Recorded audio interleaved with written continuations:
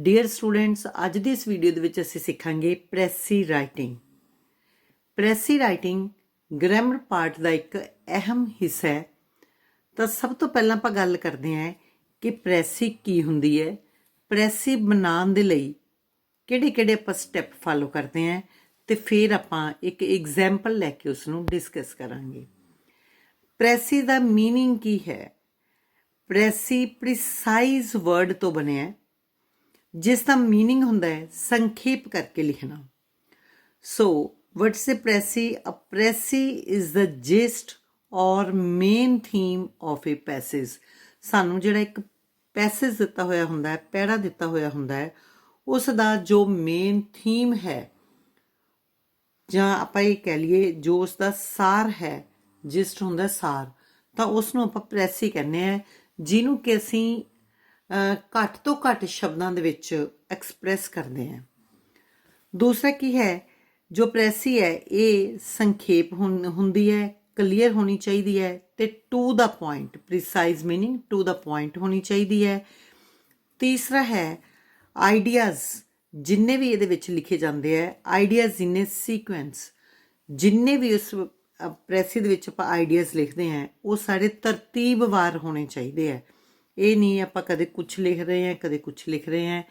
Next ਹੈ ਜੋ ਇਸ ਦੀ ਲੈਂਗੁਏਜ ਹੁੰਦੀ ਹੈ, ਉਹ ਸਿੰਪਲ ਹੋਣੀ ਚਾਹੀਦੀ ਹੈ, ਜਿਹੜੀ ਕਿ ਆਸਾਨੀ ਨਾਲ ਸਮਝ ਆ ਸਕੇ, ਤੇ ਗ੍ਰਾਮੈਟਿਕਲੀ ਇਹ ਐਕੂਰੇਟ ਹੋਣੀ ਚਾਹੀਦੀਆਂ, ਇਸ 'ਚ ਮਿਸਟੇਕਸ ਨਹੀਂ ਹੋਣੀਆਂ ਚਾਹੀਦੀਆਂ। ਨੈਕਸਟ ਹੈ ਟੈਂਸਸ, ਜਿਹੜੇ ਟੈਂਸ ਦੇ ਵਿੱਚ ਸਾਨੂੰ ਪੈਸੇਜ ਦਿੱਤਾ ਹੋਇਆ ਹੁੰਦਾ ਹੈ, ਅਸੀਂ ਉਸੇ ਟੈਂਸ ਦੇ ਵਿੱਚ ਹੀ ਪ੍ਰੈਸੀ ਨੂੰ ਲਿਖਦੇ ਹਾਂ।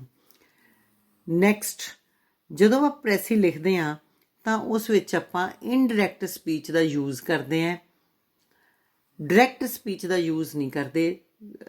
ਮਤਲਬ ਆਪਾਂ ਇਹਦੇ ਵਿੱਚ ਆਈ, ਵੀ, ਯੂ ਦਾ ਯੂਜ਼ ਨਹੀਂ ਕਰਦੇ, ਬਲਕਿ ਹੀ, ਸ਼ੀ, ਇਟ, ਥਰਡ ਪਰਸਨ ਨੂੰ ਯੂਜ਼ ਕਰਦੇ ਹਾਂ ਆਪਾਂ। ਨੈਕਸਟ, ਇਸ ਦੀ ਜੋ ਲੈਂਥ ਹੈਗੀ ਹੈ, ਉਹ ਜਿਹੜਾ ਸਾਨੂੰ ਪੈਸੇਜ ਦਿੱਤਾ ਹੋਇਆ ਹੁੰਦਾ ਹੈ, ਲਗਭਗ ਉਸ ਦਾ ਤੀਸਰਾ ਹਿੱਸਾ, 1/3 ਆਫ ਦਾ ਗਿਵਨ ਪੈਸੇਜ ਇਸ ਦੀ ਲੈਂਥ ਹੁੰਦੀ ਹੈ। ਮਤਲਬ ਸਾਨੂੰ ਜਿਹੜਾ ਪੈਸੇਜ ਦਿੱਤਾ ਹੋਇਆ ਹੈ, ਜਿੰਨੇ ਉਸਦੇ ਸ਼ਬਦ ਹੈ, ਲਗਭਗ ਉਸਦੇ ਸ਼ਬਦਾਂ ਦਾ ਤੀਸਰਾ ਹਿੱਸਾ ਲੈ ਕੇ ਅਸੀਂ ਪ੍ਰੈਸੀ ਨੂੰ ਲਿਖਦੇ ਹਾਂ। ਤਾਂ ਦਿੱਤੇ ਹੋਏ ਪੈਸੇਜ ਦੇ ਸ਼ਬਦ ਹੈ ਜਿਹੜੇ, ਉਹ ਅਸੀਂ ਇੱਕ ਇੱਕ ਕਰਕੇ ਨਹੀਂ ਗਿਣਨੇ ਹੁੰਦੇ, ਬਲਕਿ ਇੱਕ ਲਾਈਨ ਦੇ ਵਿੱਚ ਸ਼ਬਦਾਂ ਨੂੰ ਗਿਣ ਲੈਣਾ, ਤੇ ਜਿੰਨੀਆਂ ਸਾਡੀਆਂ ਲਾਈਨਸ ਹੈਗੀਆਂ, ਨੰਬਰ ਆਫ ਲਾਈਨਸ ਹੈ, ਉਹਦੇ ਨਾਲ ਅਸੀਂ ਮਲਟੀਪਲਾਈ ਕਰਕੇ ਇੱਕ ਐਸਟੀਮੇਟ ਲੈ ਲੈਣਾ ਹੁੰਦਾ ਹੈ ਕਿ ਜਿਹੜਾ ਸਾਡਾ ਪੈਸੇਜ ਦਿੱਤਾ ਹੈ ਉਸ ਦੇ ਸ਼ਬਦ ਕਿੰਨੇ ਹਨ। ਪ੍ਰੈਸੀ ਬਣਾਉਣ ਲੱਗਿਆਂ ਜ਼ਰੂਰੀ ਨਹੀਂ ਹੈ ਕਿ ਬਿਲਕੁਲ ਪੂਰੇ ਅਸੀਂ ਤੀਸਰੇ ਹਿੱਸੇ ਦੇ ਸ਼ਬਦਾਂ ਦੇ ਬਰਾਬਰ ਪ੍ਰੈਸੀ ਬਣਾਈਏ। ਪ੍ਰੈਸੀ ਬਣਾਉਣ ਲੱਗਿਆਂ 2-4 ਸ਼ਬਦ ਵੱਧ ਜਾਂ ਘੱਟ ਵੀ ਹੋ ਸਕਦੇ ਆ। ਤੇ ਹੁਣ ਆਪਾਂ ਦੇਖਦੇ ਹਾਂ ਕਿ ਜਦੋਂ ਆਪਾਂ ਪ੍ਰੈਸੀ ਲਿਖਣੀ ਹੈ, ਤਾਂ ਪ੍ਰੈਸੀ ਲਿਖਣ ਦੇ ਲਈ ਅਸੀਂ ਕਿਹੜੇ ਸਟੈਪਸ ਫਾਲੋ ਕਰਨੇ ਹੈ। ਤਾਂ ਨੰਬਰ 1, ਰੀਡ ਦਾ ਪੈਸੇਜ ਟਵਾਈਸ। ਸਭ ਤੋਂ ਪਹਿਲਾਂ ਆਪਾਂ ਦਿੱਤੇ ਹੋਏ ਪੈਸੇਜ ਨੂੰ ਘੱਟੋ ਘੱਟ 2 ਵਾਰ ਪੜ੍ਹਨਾ ਹੈ।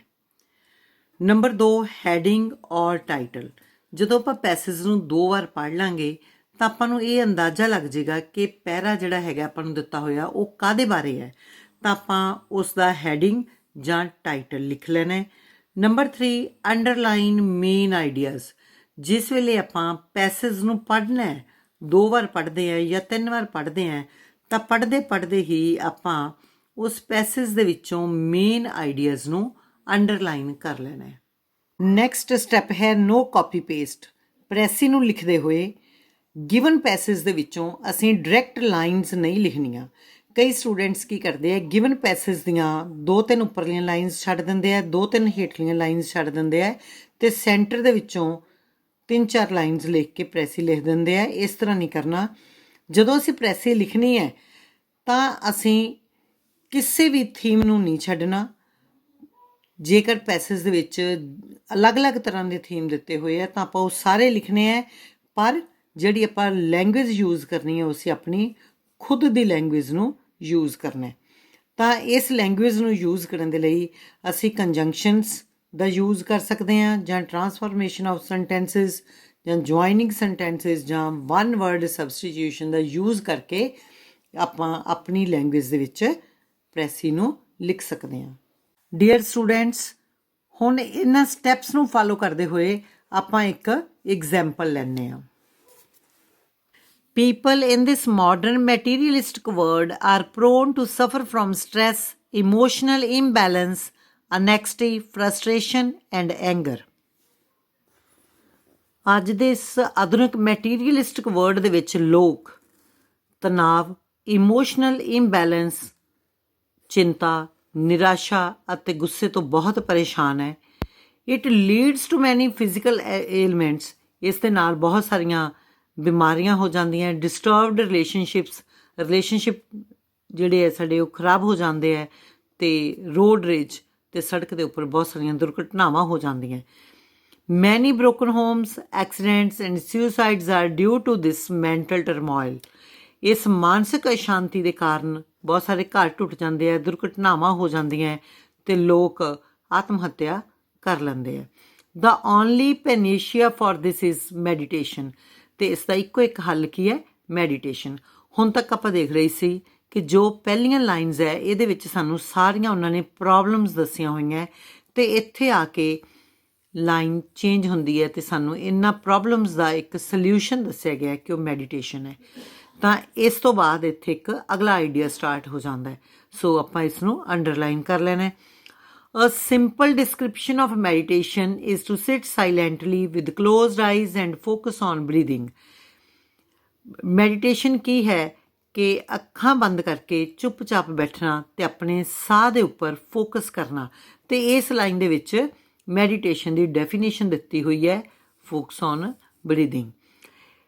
ਤਾਂ ਅਲੱਗ-ਅਲੱਗ 3 ਆਈਡੀਆਜ਼ ਆ ਰਹੇ ਹੈ ਅਤੇ ਆਪਾਂ ਇਸ ਤਰ੍ਹਾਂ ਇਹਨਾਂ ਦੀ ਮਾਰਕਿੰਗ ਨਾਲ ਦੀ ਨਾਲ ਲਗਾਉਂਦੇ ਜਾਣਾ। ਇਟ ਮੇ ਔਰ ਮੇ ਨਾਟ ਬੀ ਅਕੰਪੈਨਡ ਬਾਈ ਮਿਊਜ਼ਿਕ। ਜਿਸ ਵੇਲੇ ਆਪਾਂ ਮੈਡੀਟੇਸ਼ਨ ਕਰਨੀ ਹੈ ਤਾਂ ਆਪਾਂ ਮਿਊਜ਼ਿਕ ਨਾਲ ਚਲਾ ਵੀ ਸਕਦੇ ਹਾਂ ਅਤੇ ਨਹੀਂ ਵੀ। It helps one to connect with deep inner self and raises the level of consciousness. ਤਾਂ ਇਹਦੇ ਨਾਲ ਕੀ ਹੁੰਦਾ ਹੈ ਕਿ ਕੌਨਸ਼ੀਅਸਨੈਸ ਦਾ ਲੈਵਲ ਵੱਧਦਾ ਹੈ ਅਤੇ ਕੋਈ ਵੀ ਜਿਹੜਾ ਇਨਸਾਨ ਹੈਗਾ ਉਹ ਆਪਣੇ ਖੁਦ ਦੇ ਨਾਲ ਜੁੜਦਾ ਹੈ। ਤਾਂ ਇੱਥੇ ਆ ਕੇ ਆਪਾਂ ਕੀ ਦੇਖਦੇ ਹਾਂ, ਇਸ ਲਾਈਨ ਦੇ ਵਿੱਚ ਆ ਕੇ ਫਿਰ ਆਈਡੀਆਜ਼ ਬਦਲ ਜਾਂਦੇ ਆ ਅਤੇ ਹੁਣ ਸਾਨੂੰ ਇੱਥੇ ਮੈਡੀਟੇਸ਼ਨ ਦੇ ਬੈਨੀਫਿਟਸ ਪਤਾ ਲੱਗਦੇ ਆ। The first effort may not be perfect but with regular practice one masters the technique. ਪਹਿਲਾ ਸਾਡਾ ਜਿਹੜਾ ਯਤਨ ਹੈ ਉਹ ਪਰਫੈਕਟ ਨਹੀਂ ਵੀ ਹੋ ਸਕਦਾ, ਪਰ ਰੈਗੂਲਰ ਪ੍ਰੈਕਟਿਸ ਦੇ ਨਾਲ ਕੋਈ ਵੀ ਇਨਸਾਨ ਇਸ ਟੈਕਨੀਕ 'ਤੇ ਮਾਸਟਰੀ ਕਰ ਲੈਂਦਾ ਹੈ। Then the results starts unfolding, ਅਤੇ ਫਿਰ ਨਤੀਜੇ ਆਉਣੇ ਸ਼ੁਰੂ ਹੋ ਜਾਂਦੇ ਹੈ। It leads to peace of mind, better concentration, clarity of thought and complete relaxation. ਤਾਂ ਮੈਡੀਟੇਸ਼ਨ ਕਰਨ ਦੇ ਨਾਲ ਨਾਲ ਕੀ ਹੁੰਦਾ, ਪੀਸ ਆਫ ਮਾਈਂਡ ਹੁੰਦਾ ਹੈ, ਧਿਆਨ ਵੱਧ ਲੱਗਦਾ, ਇਕਾਗਰ ਚਿੱਤ ਹੁੰਦਾ ਹੈ, ਵਿਚਾਰਾਂ ਦੀ ਕਲੈਰਿਟੀ ਹੁੰਦੀ ਹੈ ਅਤੇ ਕੰਪਲੀਟ ਰਿਲੈਕਸੇਸ਼ਨ ਹੁੰਦੀ ਹੈ। ਤਾਂ ਇੱਥੇ ਆ ਕੇ ਆਪਾਂ ਨੂੰ ਹੁਣ ਇਹ ਪਤਾ ਲੱਗਦਾ ਪਿਆ ਕਿ ਸਾਰੇ ਦੇ ਸਾਰੇ ਇਹ ਮੈਡੀਟੇਸ਼ਨ ਦੇ ਬੈਨੀਫਿਟਸ ਦੱਸੇ ਜਾ ਰਹੇ ਹੈ। ਸੋ ਆਪਾਂ ਇਹਨਾਂ ਦਾ ਧਿਆਨ ਰੱਖਣਾ। ਪ੍ਰੈਸੀ ਲਿਖਣ ਲੱਗਿਆ, the situations do not change but it changes our reactions and attitude to these. ਜੋ ਵੀ ਹਾਲਾਤ ਹੈ ਉਹ ਨਹੀਂ ਬਦਲਦੇ, ਪਰ ਸਾਡਾ ਰਿਐਕਸ਼ਨ ਉਸ ਪ੍ਰਤੀ ਪ੍ਰਤੀਕਿਰਿਆ ਅਤੇ ਐਟੀਟਿਊਡ ਹੈ ਜਿਹੜਾ ਉਹਨਾਂ ਪ੍ਰਤੀ ਬਦਲ ਜਾਂਦੇ ਹੈ। One learns to be calm and grounded in all circumstances. ਇਨਸਾਨ ਸ਼ਾਂਤ ਰਹਿਣਾ ਸਿੱਖ ਜਾਂਦਾ ਹੈ ਅਤੇ ਹਰ ਹਾਲਾਤ ਦੇ ਵਿੱਚ ਜ਼ਮੀਨ ਨਾਲ ਜੁੜੇ ਰਹਿਣਾ ਸਿੱਖ ਜਾਂਦਾ ਹੈ। And surrender to divine control, ਅਤੇ ਪਰਮਾਤਮਾ ਦਾ ਭਾਣਾ ਮੰਨਣਾ ਸਿੱਖ ਲੈਂਦਾ ਹੈ। Gratitude takes the place of complaints and love replaces resentments. ਸ਼ੁਕਰਾਨਾ ਸ਼ਿਕਾਇਤ ਦੀ ਜਗ੍ਹਾ ਲੈ ਲੈਂਦਾ ਹੈ ਅਤੇ ਪਿਆਰ ਨਾਰਾਜ਼ਗੀ ਦੀ ਜਗ੍ਹਾ ਲੈ ਲੈਂਦਾ ਹੈ। ਅਤੇ ਇੱਥੋਂ ਤੱਕ ਆਪਾਂ ਹੁਣ ਤੱਕ ਕੀ ਦੇਖੀ ਜਾ ਰਹੇ ਹਾਂ ਕਿ ਇਹ ਸਾਰੇ ਦੇ ਸਾਰੇ ਸਾਨੂੰ ਮੈਡੀਟੇਸ਼ਨ ਦੇ ਬੈਨੀਫਿਟਸ ਦੱਸੇ ਜਾ ਰਹੇ ਹੈ। It is then that circumstances begin to change. ਇਸ ਤਰ੍ਹਾਂ ਫਿਰ ਹੌਲੀ ਹੌਲੀ ਹਾਲਾਤ ਬਦਲਣੇ ਸ਼ੁਰੂ ਹੋ ਜਾਂਦੇ ਹੈ। Life is a beautiful gift of God. Life ਪਰਮਾਤਮਾ ਦਾ ਦਿੱਤਾ ਹੋਇਆ ਬਹੁਤ ਹੀ ਖੂਬਸੂਰਤ ਗਿਫਟ ਹੈ। But one becomes thankful for it only after practising meditation. ਪਰ ਇਨਸਾਨ ਇਸ ਪ੍ਰਤੀ ਸਿਰਫ ਉਦੋਂ ਹੀ ਸ਼ੁਕਰਗੁਜ਼ਾਰ ਹੁੰਦਾ ਹੈ ਜਦੋਂ ਉਹ ਮੈਡੀਟੇਸ਼ਨ ਤੇ ਆਪਣੀ ਪ੍ਰੈਕਟਿਸ ਕਰ ਲੈਂਦਾ ਹੈ। ਦ ਰਿਜ਼ਲਟ ਇਜ਼ ਏ ਕਾਮ ਐਂਡ ਸੀਰੀਨ ਇੰਡੀਵਿਜੂਅਲ, ਤੇ ਫਿਰ ਜੋ ਵਿਅਕਤੀ ਹੈ ਉਹ ਸ਼ਾਂਤ ਹੋ ਜਾਂਦਾ ਹੈ। ਤਾਂ ਇਸ ਪੂਰੇ ਪੈਸੇਜ ਦੇ ਵਿੱਚ ਕੀ ਵੇਖਦੇ ਹਾਂ ਕਿ ਇਹ ਪੈਸੇਜ ਕਾਹਦੇ ਬਾਰੇ ਹੈ। ਤਾਂ ਇਹ ਪੂਰੇ ਦਾ ਪੂਰਾ ਪੈਸੇਜ ਸਾਨੂੰ ਮੈਡੀਟੇਸ਼ਨ ਬਾਰੇ ਦੱਸ ਰਿਹਾ, ਮੈਡੀਟੇਸ਼ਨ ਦੇ ਫਾਇਦੇ ਦੱਸ ਰਿਹਾ। ਤਾਂ ਜਦੋਂ ਆਪਾਂ ਇਸ ਦਾ ਹੈਡਿੰਗ ਲਿਖੀਏ ਜਾਂ ਇਹਦਾ ਟਾਈਟਲ ਲਿਖੀਏ ਤਾਂ ਆਪਾਂ ਲਿਖ ਸਕਦੇ ਹਾਂ ਕਿ ਬੈਨੀਫਿਟਸ ਆਫ ਮੈਡੀਟੇਸ਼ਨ। ਤਾਂ ਸਭ ਤੋਂ ਪਹਿਲਾ ਜਿਹੜਾ ਆਈਡੀਆ ਆਇਆ ਸੀ ਉਹ ਕੀ ਸੀਗਾ, ਇਹਦੇ ਵਿੱਚ ਕੁਛ ਅੱਜ ਦੀਆਂ ਇਨਸਾਨ ਦੀਆਂ ਪ੍ਰੋਬਲਮਸ ਦੱਸੀਆਂ ਹੋਈਆਂ, ਫਿਰ ਉਸ ਦਾ ਸਲਿਊਸ਼ਨ ਦੱਸਿਆ ਹੋਇਆ ਹੈ ਕਿ ਮੈਡੀਟੇਸ਼ਨ ਹੈ, ਫਿਰ ਮੈਡੀਟੇਸ਼ਨ ਦੀ ਡੈਫੀਨੇਸ਼ਨ ਹੈ, ਅਤੇ ਉਸ ਤੋਂ ਬਾਅਦ ਮੈਡੀਟੇਸ਼ਨ ਦੇ ਫਾਇਦੇ ਹੈ। ਸੋ ਹੁਣ ਆਪਾਂ ਇਸ ਦਾ ਜੋ ਪ੍ਰੈਸੀ ਲਿਖਣੀ ਹੈ ਉਹਨੂੰ ਲਿਖਦੇ ਹਾਂ। ਤੇ ਚਲੋ ਹੁਣ ਆਪਾਂ ਇਸ ਪੈਸੇਜ ਦੇ ਸਲਿਊਸ਼ਨ ਦੀ ਗੱਲ ਕਰਦੇ ਹਾਂ। ਆਪਾਂ ਪੂਰਾ ਪੈਸੇਜ ਪੜ੍ਹਿਆ ਤਾਂ ਆਪਾਂ ਦੇਖਿਆ ਕਿ ਇਸ ਵਿੱਚ ਮੈਡੀਟੇਸ਼ਨ ਦੇ ਬੈਨੀਫਿਟਸ ਦਿੱਤੇ ਹੋਏ ਹੈ। ਤਾਂ ਆਪਾਂ ਇਸ ਦਾ ਟਾਈਟਲ ਵੀ ਇਹੀ ਡਿਸਾਈਡ ਕਰਦੇ ਹਾਂ ਕਿ benefits of meditation. So meditation is the only solution of all types of stress in this modern world। ਆਪਾਂ ਜਦੋਂ ਪਹਿਰਾ ਪੜ੍ਹਿਆ ਸੀ ਤਾਂ ਆਪਾਂ ਇਸ ਵਿੱਚ ਕੀ ਦੇਖਿਆ ਸੀ ਕਿ ਪਹਿਲੀਆਂ 3-4 ਲਾਈਨਸ ਦੇ ਵਿੱਚ ਪ੍ਰੋਬਲਮਸ ਦੱਸੀਆਂ ਸੀ, ਫਿਰ ਇਹ ਦੱਸਿਆ ਗਿਆ ਸੀ ਕਿ ਇਹਨਾਂ ਪ੍ਰੋਬਲਮਸ ਦਾ ਇੱਕੋ ਇੱਕ ਸਲਿਊਸ਼ਨ ਮੈਡੀਟੇਸ਼ਨ ਹੈ। ਇਸ ਲਈ ਮੈਂ ਜੋ ਪਹਿਲੀ ਲਾਈਨ ਹੈ ਉਹ ਇੱਥੋਂ ਹੀ ਸਟਾਰਟ ਕੀਤੀ ਹੈ ਕਿ ਜੋ ਮੈਡੀਟੇਸ਼ਨ ਹੈ ਉਹ ਇਸ ਮਾਡਰਨ ਵਰਲਡ ਦੇ ਵਿੱਚ ਹਰ ਟਾਈਪ ਦੇ ਸਟ੍ਰੈਸ ਦਾ ਇੱਕੋ ਇੱਕ ਸਲਿਊਸ਼ਨ ਹੈ। Meditation is the process of focusing on breathing with closed eyes। ਤਾਂ ਉਸ ਤੋਂ ਅੱਗੇ ਸਾਨੂੰ ਮੈਡੀਟੇਸ਼ਨ ਦੀ ਡੈਫੀਨੇਸ਼ਨ ਦਿੱਤੀ ਗਈ ਸੀ। ਸੋ ਆਪਾਂ ਡੈਫੀਨੇਸ਼ਨ ਲਿਖ ਲਈ ਹੈ ਕਿ ਮੈਡੀਟੇਸ਼ਨ ਹੈ ਜੋ ਉਹ ਅੱਖਾਂ ਬੰਦ ਕਰਕੇ ਆਪਣੇ ਸਾਹ ਦੇ ਉੱਪਰ ਧਿਆਨ ਲਗਾਉਣਾ, ਫੋਕਸ ਕਰਨਾ। ਇਸ ਤੋਂ ਅੱਗੇ ਆਪਾਂ ਨੂੰ ਪੈਰੇ ਦੇ ਵਿੱਚ ਸਾਰੇ ਮੈਡੀਟੇਸ਼ਨ ਦੇ ਬੈਨੀਫਿਟਸ ਦੀ ਗੱਲ ਕੀਤੀ ਗਈ ਹੈ। ਸੋ ਮੈਂ ਕੁਛ ਇਸ ਵਿੱਚ ਲਾਈਨਸ ਬੈਨੀਫਿਟਸ ਦੀਆਂ ਲਿਖੀਆਂ। It increases the level of consciousness and connects a person with his deep inner। Meditation ਜੋ ਹੈ ਉਹ ਸਾਡੇ ਕੌਨਸ਼ੀਅਸਨੈਸ ਦੇ ਲੈਵਲ ਨੂੰ ਵਧਾਉਂਦਾ ਹੈ ਅਤੇ ਇਨਸਾਨ ਨੂੰ ਉਸਦੇ ਅੰਤਰ ਮਨ ਦੇ ਨਾਲ ਜੋੜਦਾ ਹੈ। One can master that technique with regular practice।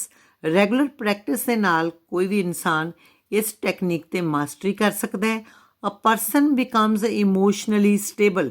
Person ਕੋਈ ਵੀ ਇਮੋਸ਼ਨਲੀ ਸਟੇਬਲ ਹੁੰਦਾ ਹੈ ਅਤੇ ਉਹ ਕੰਪਲੀਟ ਰਿਲੈਕਸੇਸ਼ਨ ਉਸ ਨੂੰ ਮਿਲਦੀ ਹੈ। ਹਿਜ਼ ਰਿਐਕਸ਼ਨ ਚੇਂਜਸ ਟੁਆਰਡਸ ਪ੍ਰੋਬਲਮਸ ਦੇ ਪ੍ਰਤੀ ਉਸ ਦੀ ਪ੍ਰਤੀਕਿਰਿਆ ਜਿਹੜੀ ਹੈ ਉਹ ਚੇਂਜ ਹੋ ਜਾਂਦੀ ਹੈ। ਸਲਿਊਸ਼ਨ ਲਿਖਦੇ ਸਮੇਂ ਅਸੀਂ ਆਲਮੋਸਟ ਹਰ ਆਈਡੀਏ ਨੂੰ ਕਵਰ ਕੀਤਾ ਹੈ। ਪਹਿਲਾਂ ਸਾਨੂੰ ਪ੍ਰੋਬਲਮਸ ਦੱਸੀਆਂ ਸੀ, ਫਿਰ ਮੈਡੀਟੇਸ਼ਨ ਉਸਦਾ ਸਲਿਊਸ਼ਨ ਦੱਸਿਆ ਸੀ, ਫਿਰ ਮੈਡੀਟੇਸ਼ਨ ਦੀ ਡੈਫੀਨੇਸ਼ਨ ਸੀ, ਅਤੇ ਉਸ ਤੋਂ ਬਾਅਦ ਮੈਡੀਟੇਸ਼ਨ ਦੇ ਬੈਨੀਫਿਟਸ ਨੂੰ ਆਪਾਂ ਕਵਰ ਕੀਤਾ। So I hope it will benefit you. ਤੁਹਾਨੂੰ ਬੇਸਿਕ ਆਈਡੀਆ ਤਾਂ ਲੱਗ ਹੀ ਗਿਆ ਹੋਏਗਾ। ਬਾਕੀ ਜਿੰਨੀ ਤੁਸੀਂ ਪ੍ਰੈਕਟਿਸ ਕਰਦੇ ਜਾਓਗੇ ਉਨਾ ਹੀ ਤੁਸੀਂ ਇਸ ਕੰਮ ਦੇ ਵਿੱਚ ਬੈਟਰ ਹੁੰਦੇ ਜਾਓਗੇ। ਤੁਸੀਂ ਜਦੋਂ ਵੀ ਇਸ ਨੂੰ ਪ੍ਰੈਸੀ ਨੂੰ ਲਿਖਣਾ ਹੈ ਤਾਂ ਮੇਨ ਪੁਆਇੰਟਸ ਨੂੰ ਅੰਡਰਲਾਈਨ ਕਰਦੇ ਜਾਣਾ ਅਤੇ ਪ੍ਰੈਕਟਿਸ ਕਰਦੇ ਜਾਣਾ। ਪਹਿਲਾਂ ਸਭ ਤੋਂ ਆਪਾਂ ਟਾਈਟਲ ਨੂੰ ਡਿਸਾਈਡ ਕਰਨਾ ਹੈ, ਫਿਰ ਮੇਨ ਪੁਆਇੰਟਸ ਲਿਖਣੇ ਹੈ ਅਤੇ ਉਹ ਸਾਰੇ ਮੇਨ ਪੁਆਇੰਟਸ ਨੂੰ ਇੱਕ ਤਰਤੀਬ ਦੇ ਵਿੱਚ ਲਿਖਣਾ ਹੈ। ਮੈਨੂੰ ਪੂਰੀ ਉਮੀਦ ਹੈ ਕਿ ਹੁਣ ਤੁਸੀਂ ਸਾਰੇ ਸਟੂਡੈਂਟਸ ਪ੍ਰੈਸੀ ਨੂੰ ਲਿਖ ਸਕੋਗੇ। Thank you. Have A nice day.